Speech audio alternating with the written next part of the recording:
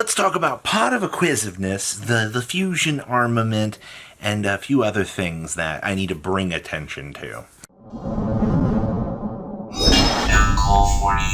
Make sure you guys smash the living crap out of that subscribe button so you guys don't miss out on more awesome Pot of Acquisiveness over here. Ah, yes, I pointed out on Market Watch that I was like, I don't know why people are picking this up. And I got the comments from people going, well, actually, it's for full release, you stupid idiot. I hate your content. You're the worst Yugi tuber ever. How could you not know that? And I'm over here, I'm looking around, I'm like, ain't not a single competitive player out here looking at Pot of Acquisiveness as an unsearchable card. Not a single soul out here looking at this going, oh, well, this is the counter to soul release. Yeah, in theory, but you know what? I can at least thrust into the soul release. You know what I can't thrust into? A Pot of Acquisiveness, because it's a quick play. All right, did you know that? I bet you didn't actually know that. All right, this is a hilarious situation that people are picking this up, actually thinking that they're going to have enough time in the gameplay to actually be able to put back some resources and play. I hate to be the bearer of bad news here, but most Yu-Gi-Oh turns these days, they don't really go more than, a couple of two turns. Yeah, 2 turns is what most of these are feeling like they're going for right now. So in the overall long run of this, I hate to tell you, but this is a waste. Unless you're just picking them up for the haha funnies, or if you're really trying to draw some counterplay. But then that means that your opponent has to see the soul release, or else the Pot of Acquisiveness is a dead card. That's like the crazier part of this, is like the card itself can end up dead and not really help you along with your combo lines. Yeah, Yu-Gi-Oh players, this is a real thing. Next up is Fusion Armament. Now, I want to point out a couple of interesting trends that we're kind of seeing right now with Fusion Armament. First of all, card's pretty good. Like, let's call it what it is. I mean, basically being able to clown out some things from your extra deck.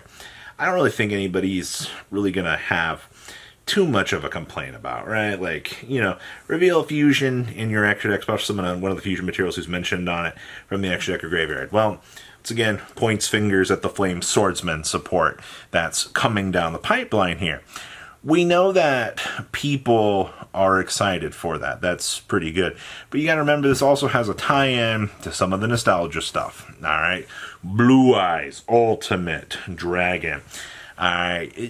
The fact that I saw this card starting to get cratered up, I just wanted to point out here and go, hey, once again, you gotta think about this, all right? The nostalgia bait is crazy real right now.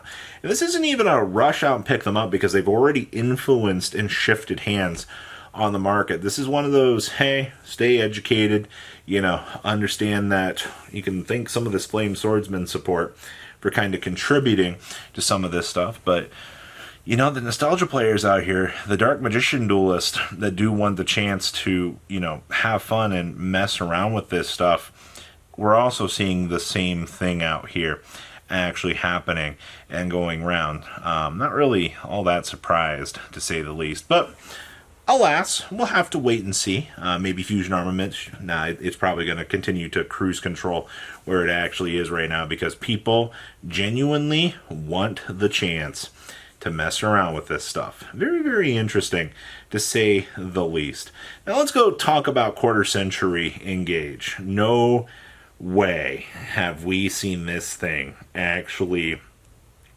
We're down, as of filming this today, we are at 10 listings of Engage. And you're probably sitting here, you're like, oh, it's always been low on listings, Robbie. The card has officially gone over 150. You are effectively paying $168 for a copy of Engage. And this is all due to the OCG moving Engage back to a multitude of different numbers. They started messing around with the quantities and the ratios of things, And guess what, everybody? It happened.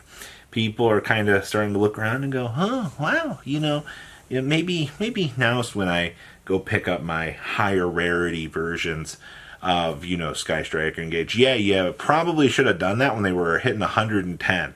All right, you had this is why I love the.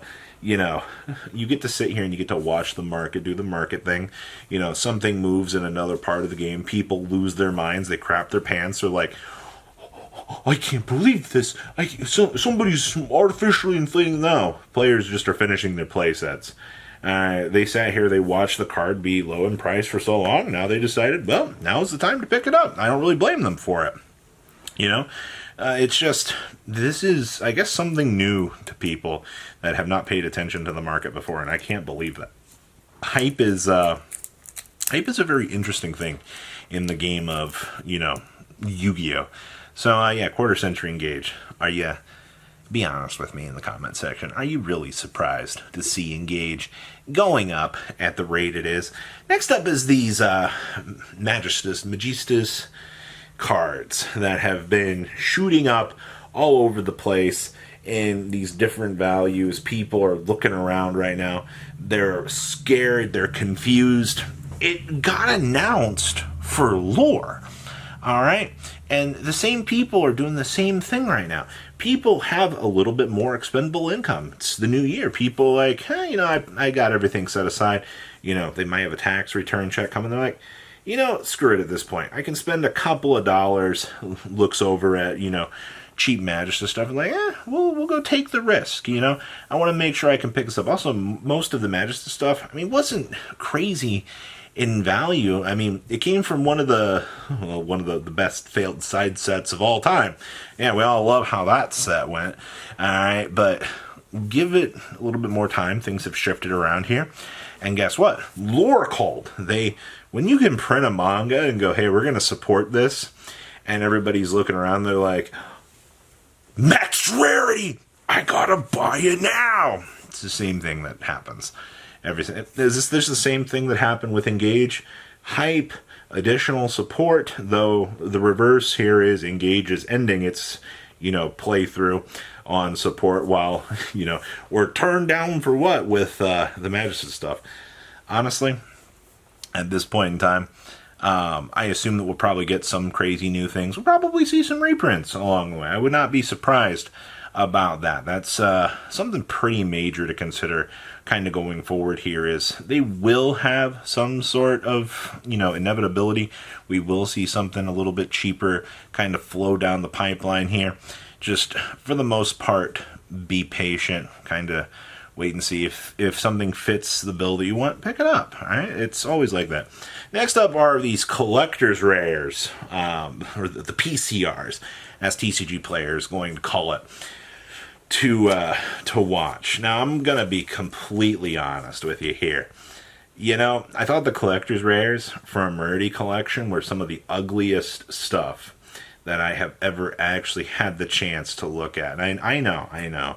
That's such a disappointing thing to say, because Quarter Century looks so much better. Now, the actual inset collector's rares for the TCG feel better. And honestly, I think they look better versus a lot of this stuff. But from where I'm sitting right now, just kind of thinking about everything, I think that, Ghost Bell was the first one that we saw in the collector's rare market just get devastated. I think that this is probably going to be a pretty recurring trend right now, and that's really something to say here is if you've got this much shifting around, this much movement kind of starting to shake things up, you've got to think about this. And I'm not exactly sure what else to say on the PCR market. I think you are going to see a lot more crazy, stupid things happen. And it's just a matter of time until, maybe something gives. We'll have to wait and see, though. I don't know. This is, I didn't think that we would drip down into something other than the quarter centuries anytime soon. But, when you're paying 25, 30 cents for some of these cards, I don't blame people for getting excited. So what do you guys think about everything? Please, leave a comment down below. Tell me what you guys think, and I'll see your beautiful faces back here later in the day, guys. Peace out. patrons. Thank you.